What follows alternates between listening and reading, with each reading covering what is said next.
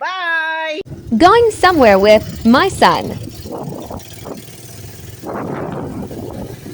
This is Guardian Hills Subdivision. Look at the view, super amazing. Shoutout madlang people! Ubani ko ninyo guys, maadtuday ko og OWA og DMW sa Coronadal South Cotabato o Marbel. Sa mga nangutana o sa wala mangutana guys, tubagon lang gyapon ta mo mag-unsa ko sa Marbel. Mag-process ko sa ako ang makuha sa OWA og sa DMW sa ako ang distress. O ingana. So mao day ni ang Guardian Hills guys. Nindot kayo siya, peaceful. So, mauna to guys, wala lang, nagpabalo lang ko sa inyo ha sa routine kung paano magpunta sa Upper London Bawing guys. Ing anira magmotor, kung wala mo'y motor, magkotse 4 wheels, kung wala mo'y 4 wheels ay dapat baktas mo oy. Dili lang ko magtatagalog guys no, kay mahirapan ako sa kalilisod kung magtatagalog ako. So, flex lang, wala lang, flex lang na ko nga mo ang karsada padulong sa ubos. Magtatagalog na lang ako guys kasi sabi nila kailangan daw magtagalog kapag magbablog ka. Okay, magtatagalog na ako. So ito yung dadaanan namin guys, papunta o pababa. Papuntang Upper London, papunta sa Guardian Hills Subdivision guys. Napakaganda ng view dito guys, napaka-peaceful na lugar, tahimik, hindi magulo. Kasi nasa ibabaw kami sa city guys, sa city ng General Santos.